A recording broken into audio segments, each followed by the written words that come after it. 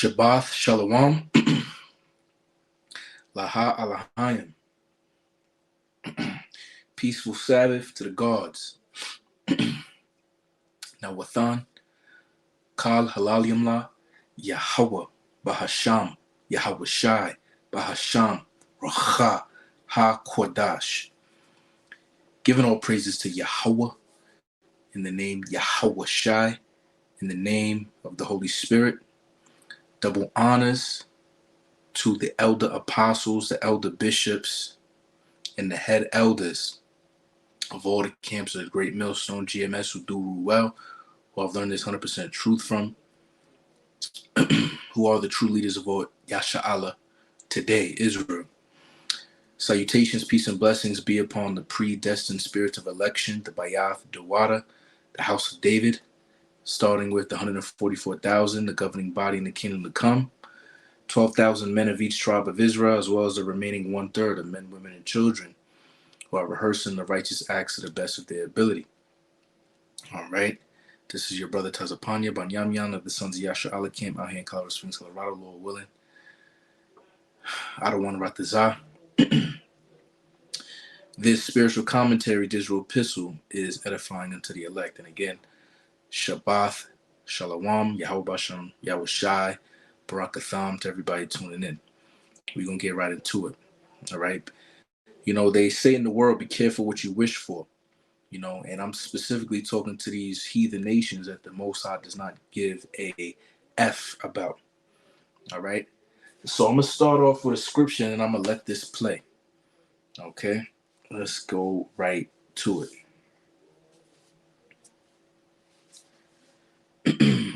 Let's see here.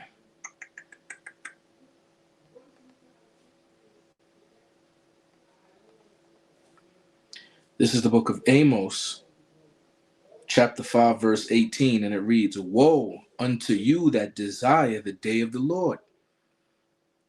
To what end is it for you? The day of the Lord is darkness and not light. All right. And darkness is symbolic also, you know, for confusion. Okay. Because a lot of people is going to be, actually, it says that in Second Esdras, you know, for victuals shall be so good cheap upon the earth that they shall think themselves to be in good case, and then shall evils grow upon the earth, sword, pestilence, and great confusion, roughly paraphrasing. Okay.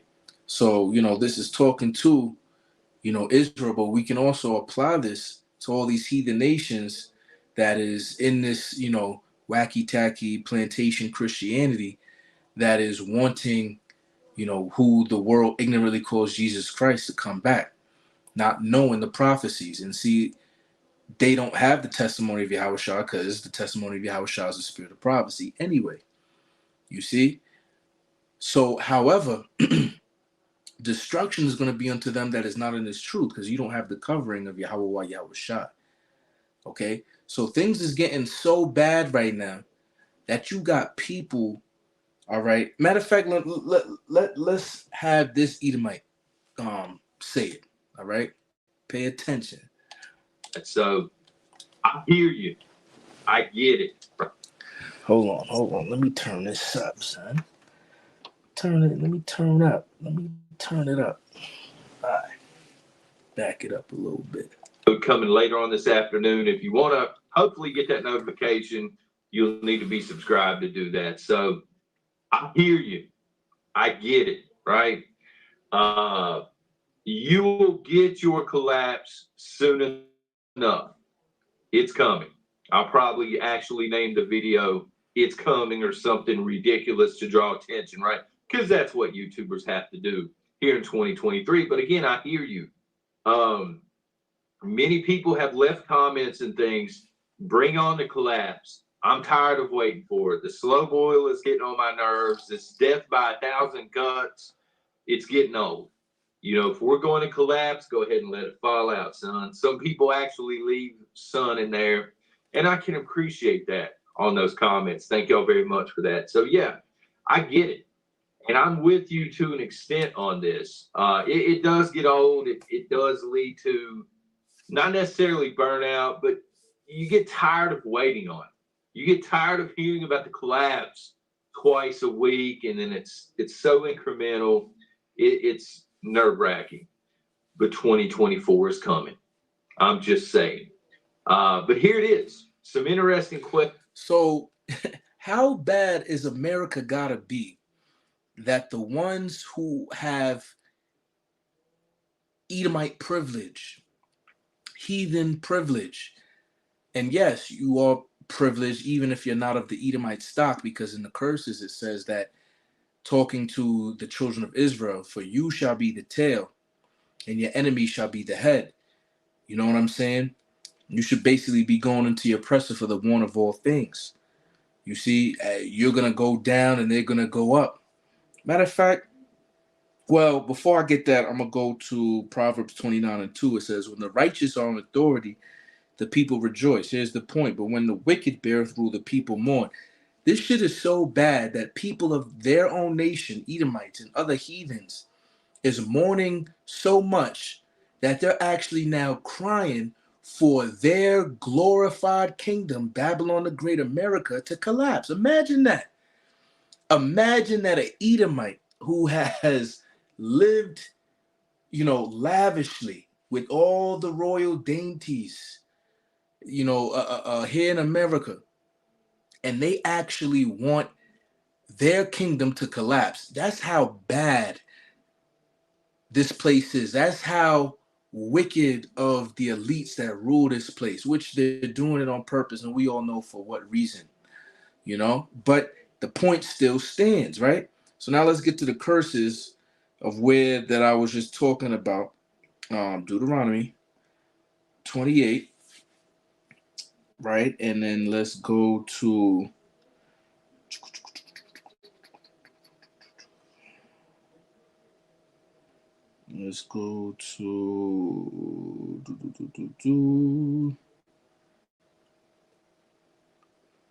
bear with me.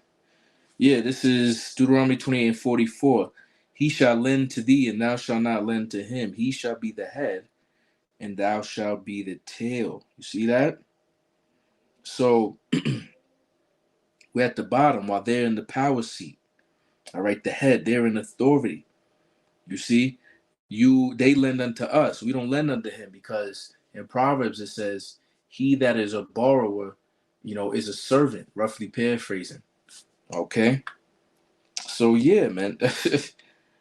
How bad is Babylon got to be? Let me pull it back and then I'm going to let it just run. To not necessarily burn out, but you get tired of waiting on it. You get tired of hearing about the collapse twice a week, and then it's so incremental. It's nerve-wracking. But 2024 is coming. I'm just saying. But here it is. Some interesting questions this morning from me to you, and actually one of your questions from yesterday, which we're going to get into in depth. Okay, so for me to you, how will you deal with extended family during a collapse situation? No right or wrong answer. Some people out there are going to put a rifle in somebody's face and tell them to hit the bricks while they still can. You have no family here. You haven't helped the entire time. Other people, it's going to be like, what is that, Christmas Vacation, where Clark's wife come out and she's like, we have plenty of room. They have no room, but she's like, we have plenty of room. She's being hospitable. Will this finally be when you begin to stand up to tyranny? That's another question I have for the people that want this collapse to be initiated right now. All right, during a collapse situation, your government is not going to be so nice.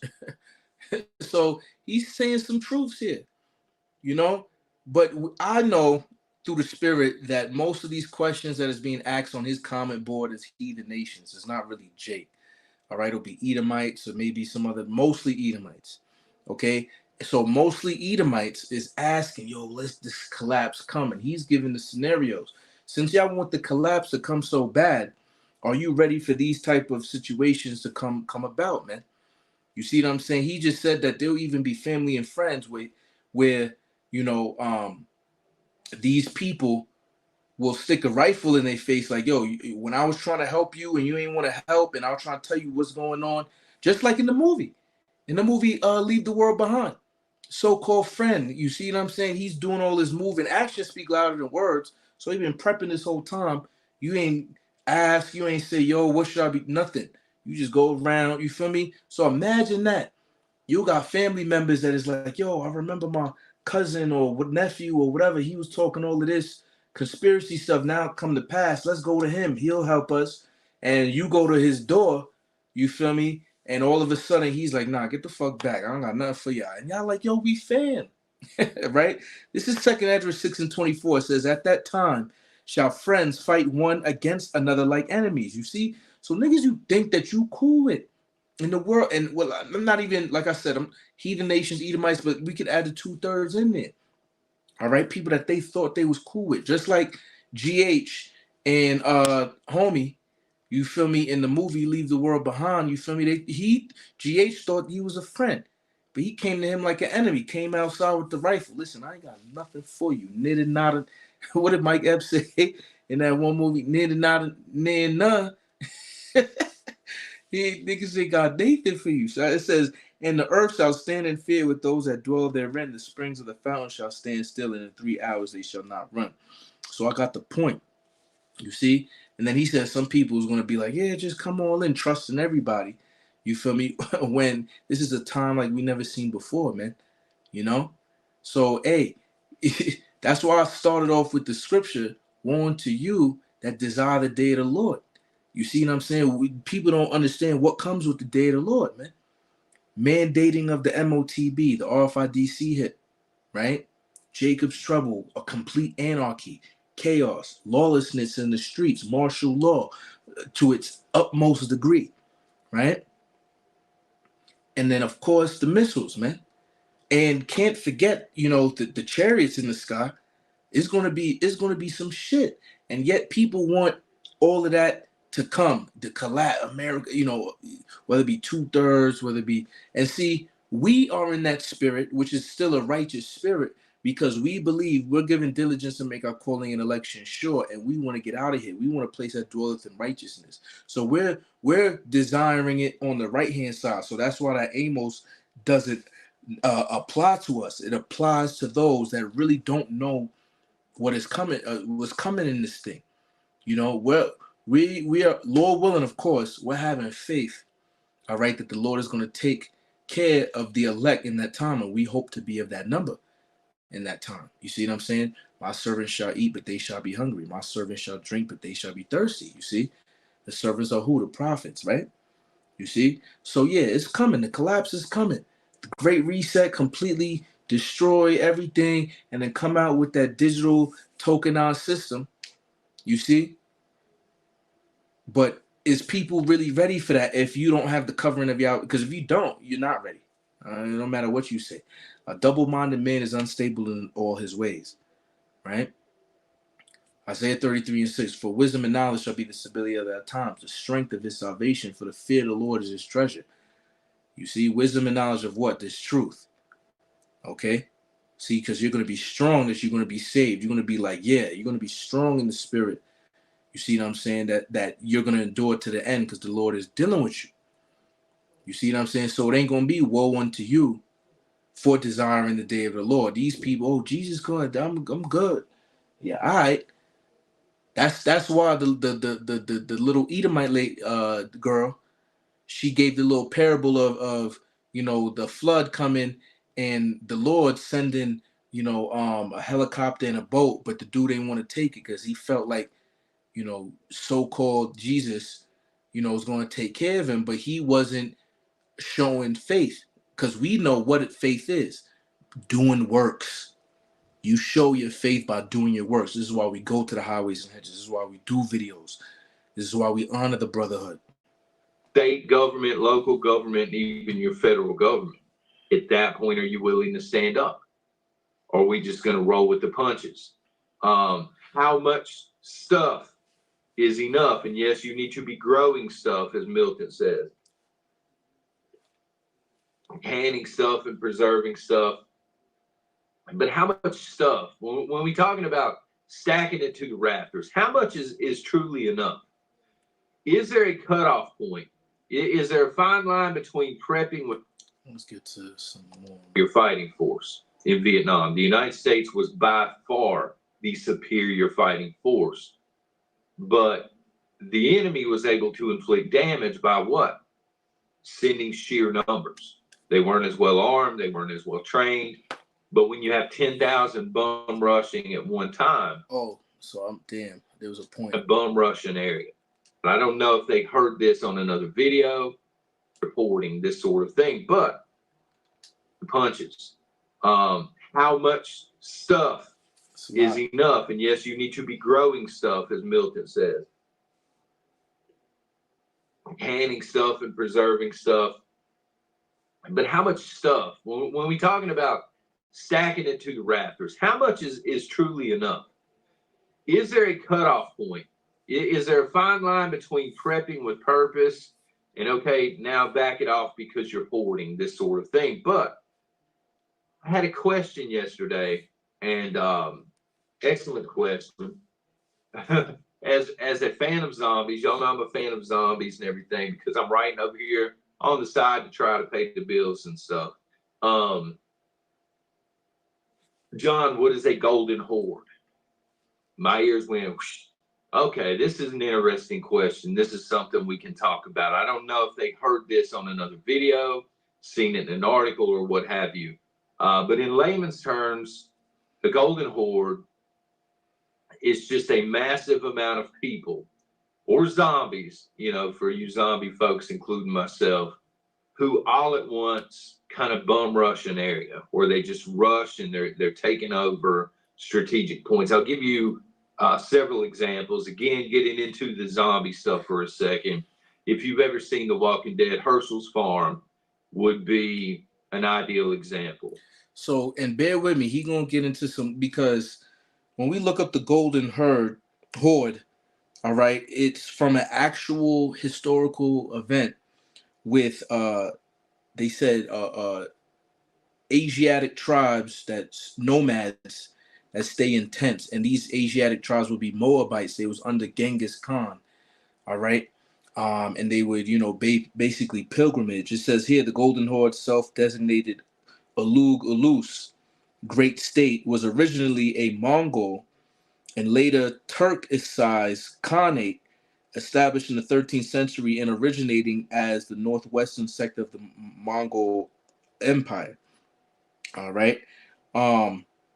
Yeah, so he's going to get more into it. Just wanted to give you the historical understanding of, you know, that Golden Horde. Because they had security protocol in place, they had organization on that farm. You know, they were strategically set up. And a horde of zombies, just a massive amount of zombies, just overran the place. But here's a couple of real life examples, okay? Number one, Vietnam. Look at the United States during Vietnam.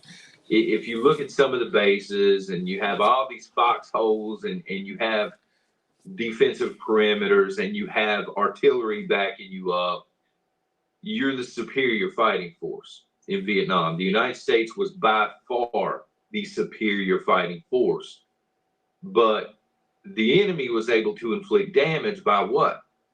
Sending sheer numbers. They weren't as well armed, they weren't as well trained. But when you have 10,000 bum rushing at one time, it causes a lot of confusion, and sometimes it causes retreat and withdrawal. So he's going to take it to a modern day understanding of the examples he's given about Vietnam and the Soviet Union. So stay tuned. Another great example, I think, would be during Barbarossa for you World War II fans. Germany, at the beginning of Barbarossa, superior fighting force, in my opinion. At that time, they had better tanks, they had better equipment, they definitely had a better Air Force and Luftwaffe and stuff like this. And they went in like 1.5 million strong or something crazy. But what happened was they would either kill off, 100,000 Soviets at once, or they would take 100,000 Soviets, prisoner. And it seemed like the Soviet Union just replaced them with 300,000. A pop, like this endless manpower just kept coming and kept growing to the point where Germany was totally overwhelmed. Plus the weather didn't help. The point is, desperate people as far as the eye can see. Okay. Even well-organized militaries historically have had trouble with this. You can go to the Korean War. The United States is there. They're fighting North Korea. Okay. The Chinese get involved, and the U.S. sees such sheer numbers of Chinamen coming their way. I mean, it's a numbers game at some point. When you've got 500 rounds and you have a capable weapon, but you're looking into the eyes of 15,000 people advancing on your position, that's unwinnable, right? And so plan A at that point goes out the window. The song "Try That in a Small Town," I'm a huge fan of it. And that song is obviously a prideful song from an Edomite that be like talking about this Black Lives Matter or any of them riots or whatever, or crazy, rogue people going crazy with some AR. You know what I mean? But they made a song about it. Try that in a small town. You feel me? Like as if, they all strapped to the T. Like, yeah, what's popping? You feel me? Like, come over here, and you gonna get boomed. You feel me? But he gonna explain. Great message. But here's the thing. During a full-blown collapse, people are going to try that in a small town, and they're going to be trying it in thousands. And this is in the scriptures, and I'm gonna bring it out again. Because I was watching the beloved, elder priest Amawan Gabar in the New York City branch, Great Millstone, and all that, and he was like, "Yo, it would be nice if they had the movie about how the city, if they had like a perspective of the city, because what they had was like the perspective of the suburbs. But remember that the movie was only about maybe 48 hours to almost 72 hours in, relative time and all of that. And that would have been nice if they seen what the city looked like. But people be thinking that, only the city is going to be a problem. The scriptures say otherwise. Anywhere you go, unless you don't have the covering of Yahweh Shah, it's over for you, man. I'm telling you, man. Because ultimately, this place going to turn into a lake of fire. But we have to understand this is a time like never before. Alas, for the day is great, for it is Jacob's trouble, and there shall be none like it, but he shall be saved out of it. Who is that he? The elect of Israel. In groups of hundreds or even thousands. Think about this for a second. New York City, all right? Population is crazy wild, millions of people. And again, I've always said on this channel, and I maintain this, if the food runs out, they're not going to just sit on their hands and starve to death. All right, they're going to begin to spill out of the city. And notice how he said the food runs out, because that's going really to be the main threat when it comes to the big cities, because the supply chain is going to crash. They don't have gardens and farms and things of that nature. You see what I'm saying? So let's continue. Millions of people spilling out of the cities. You may have the best plan possible as a prepper, but if you live in the suburbs surrounding New York City, you are toast at that point. Now notice GH in the Leave the World Behind, he was in the suburbs of New York City, Long Island, Strong Island, right? So 3 days passed, it seemed like they was good money. While at the end, his daughter Ruth, she was looking at the city and was like, "Yo, oh my God, yo, this crazy mushroom cloud." You feel me? But we gonna get the script. I'm gonna let him talk a little more. We're gonna close it out. Not defending the castle, so to speak. And what we need to remember is once the collapse is in motion, that's it. No going back after that. And we may be in a slow collapse right now. I hear that comment sometimes, and I agree with it, actually. We may be in a slow collapse, but it's still going to take a while. It's still going to feel like this long, drawn-out process. Again, death of 1,000 cuts or slow boiling in a pot or something like that. And as this happens, the divide is going to get deeper between preppers and non-preppers. And there's going to be a lot of animosity, which we've talked. And we could take that spiritually as well, okay? Because you out here doing the work, you feel me? You're prepping in the spirit, getting yourself prepared. Remember, a prudent man foreseeth the evil and hideth himself. but the simple go on and are punished, right? So there's going to be a difference between you and everybody else. Remember, there's going to be a great insurrection upon those that fear the Lord, as it says in Second Esdras. So even on the the carnal side, so to speak, right? Those that have all this stuff, they're gonna get blamed as if, oh, well, we ain't got nothing. Just like in the movie, you feel me? They wasn't prepared. They didn't have no medicine. They didn't have this. They didn't have that. And they want to go to him as if like, yo, come on, you supposed to help us. What you mean you supposed to? You feel me? Homie, I forgot homie name, but with the cowboy hat prepper in the movie, he was like, nigga, I don't owe you a fucking shekel, nigga. I don't owe you nothing. Talked about previously, people that are caught unprepared hate preppers. You see? That's always how it goes. It's always the prepper's fault. It's zombies never take accountability. They very rarely, I should say, will raise their hand and say, you know what, this is my fault. I should have been prepared. No. Normally, their anger is inflicted and pointed at preppers. Sometimes the government, because hey, the government promises to take care of you, but usually it's inflicted on preppers, and it's directed at preppers, right? And preppers, some of us have great plans for survival, but when you get down to the golden horde, as somebody asked about yesterday, that's a whole different ballgame. To quote the great Mike Tyson, everybody has a plan until they get punched in the mouth. That's right. Once you get punched in the mouth. Shout out to Mike Tyson, Brownsville bully from Brooklyn. You feel me? With the real and spiritual. You feel me? So you can plan all of that until the Lord put judgment on your ass. You feel me? Because man's goings is of the Lord, man. All right? You got everything until you get punched in the mouth, man. Plans change. Sometimes plans change and they go out the window. Even the best plans that preppers have sometimes can and do fail. All right. Maybe you've lived through this. I'll go back to last winter for a second. Let's get to the point. Telling people to go away, getting back to extended family for a second, telling them to go away. This ain't Motel 6. The light's not on for you. Beat it, while you still can. That's a good plan. There's nothing wrong with that. These people didn't help you. Tell them to scram. That's fine.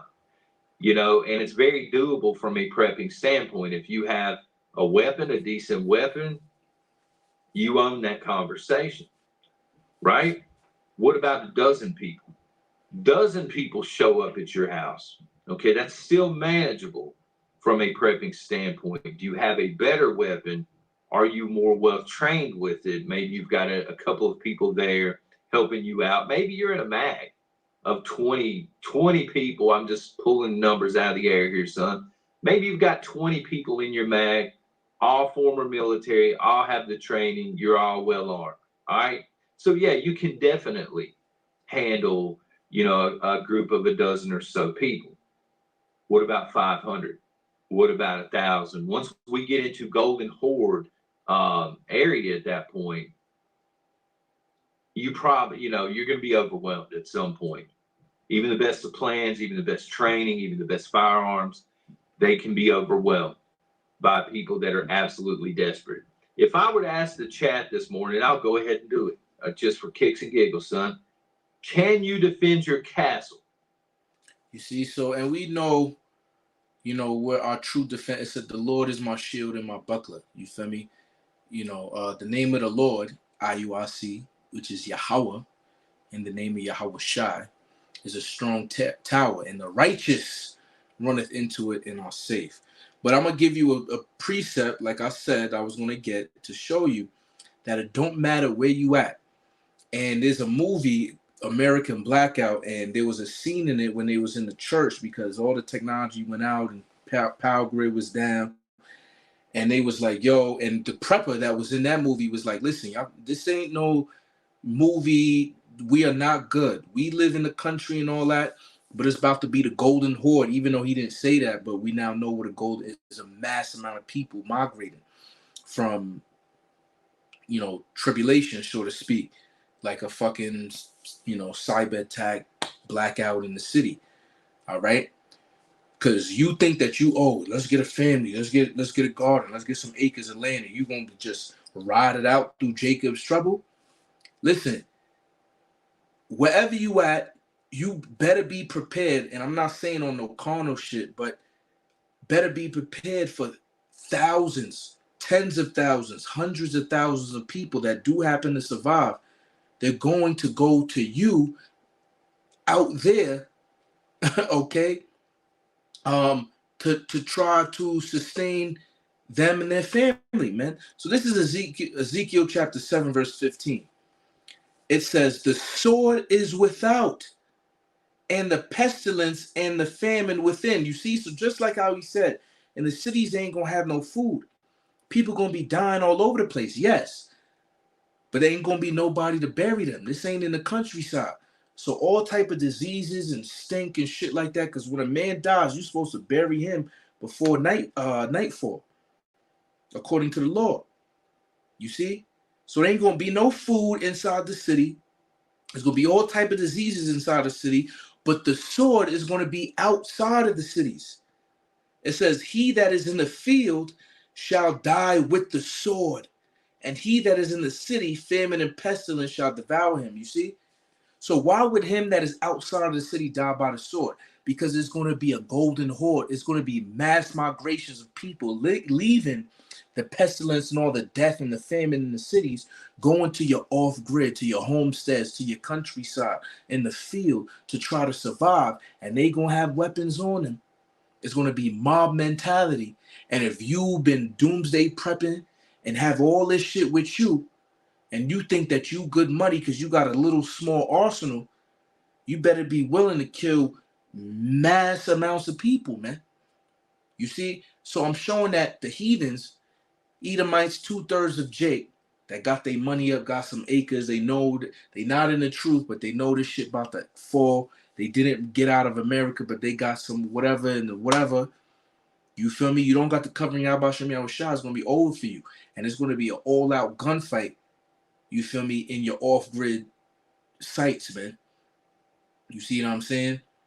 Because people know that there's, niggas is buying up cribs and, in the woods somewhere and got this and got that, man. It's going to be literally, like he said, on some Walking Dead type shit. And there's going to be mad zombies, a.k.a. people that are desperate. Okay? For real. All right? So I'm going to leave, matter of fact, I'll leave it off in the book of Habakkuk. And then I'm going to come back with another one. I didn't do a video yesterday, so Lord willing, I'll come back with another video through the Spirit.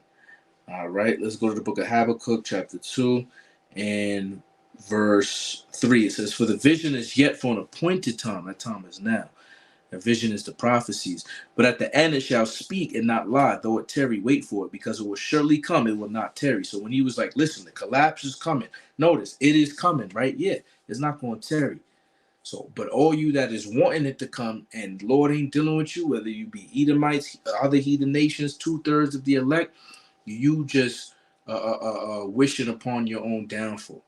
All right, so Lord willing, I was edifying to the elect, Barak Thayah, Barak Thayah, Rashad. To the next time, Shabbat Shalom.